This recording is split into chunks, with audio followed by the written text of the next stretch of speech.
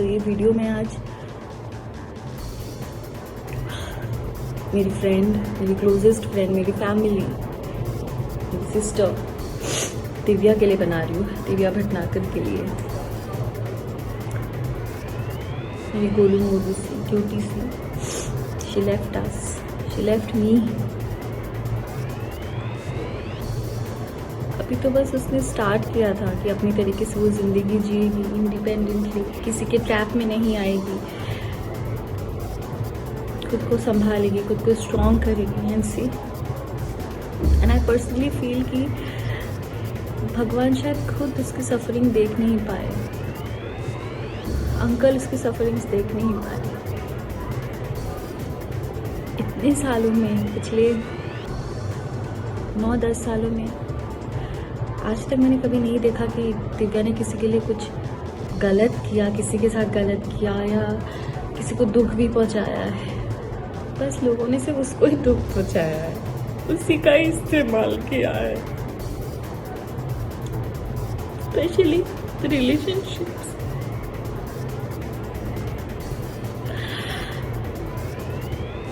ये हर एक लड़की गलती करती है, एक रिलेशनशिप से गंदे से धोखा खाने के बाद कहीं से भी थोड़ा भी कोई सहारा दे देता है, वो लड़की बिना सोचे समझे उसे अपना सहारा मान लेती है, बिना उसका बैकग्राउंड जाने, बिना कुछ जाने।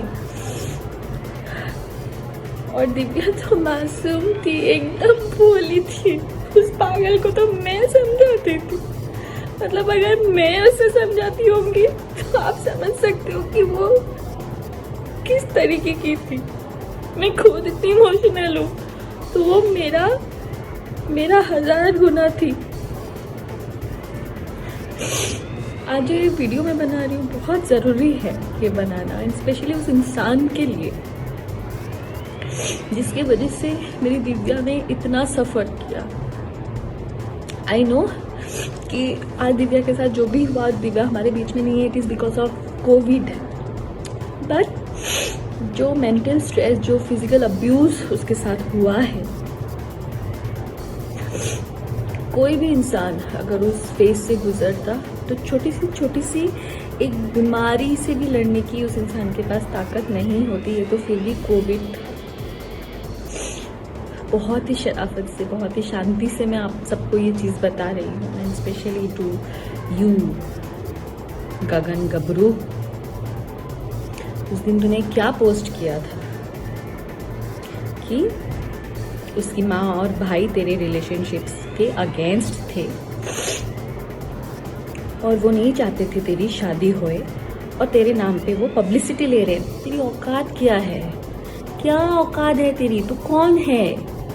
तू यहाँ पे जो 4-5 जो गिने चुने आर्टिस्ट को भी जानता है ना, वो दिव्या के बदौलत भीख मांग के तू हिमाचल से दिव्या के साथ यहाँ रहने आया था।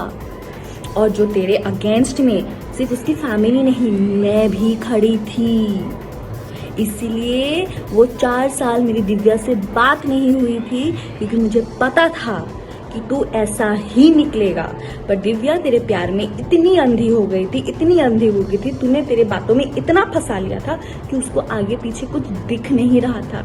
इसलिए वो ना अपने माँ बाप की सुनी, ना भाई की सुनी, ना मेरी सुनी, ना बाकी दोस्तों की सुनी, और जिसके वजह से आज वो हमारे बीच में नहीं है।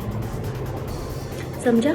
तू पब्लिसिटी देगा, तुझे मैं पब्लिसिटी दे रही हूँ, अब तू ले पब्लिसिटी मेरे से। तुझे मैंने कहा था ना, तेरा काला चिट्टा खोल के रख दूंगी मैं। और अब देख, ये शुरुआत है। तुझे मैंने ऊपर से नीचे तक एक्सपोज नहीं किया ना, तो फिर तू बता मुझे।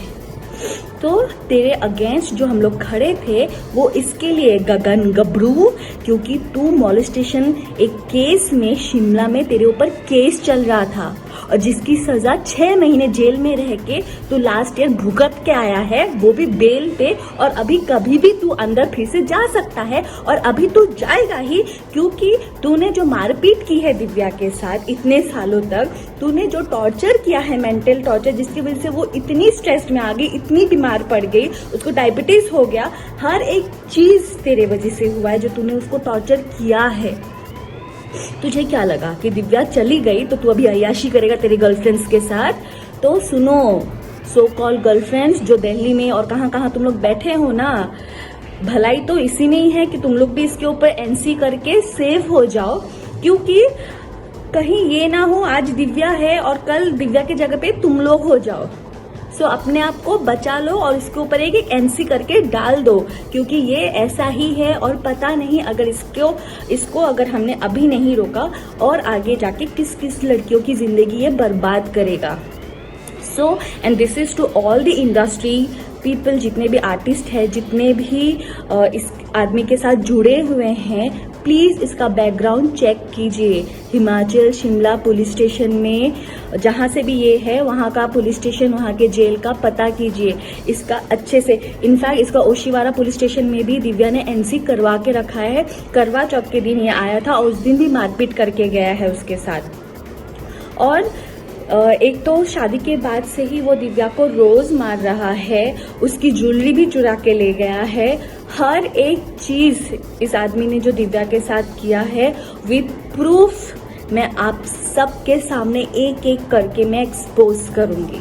बट उससे पहले तू सुन ले गगन गबरू, तेरी जिंदगी अब जेल में ही सड़ेगी, ये तू आज समझ ले। तूने जो किया है ना दिव्या के साथ, उसका हिसाब तो भगवान ही तेरा अब करेगा।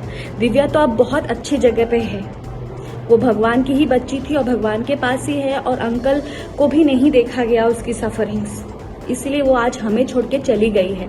पर तूने दिव्या को हमसे छीना है ना, तू देख जिंदगी भर तू और तेरी माँ जेल में ही सड़ेंगे।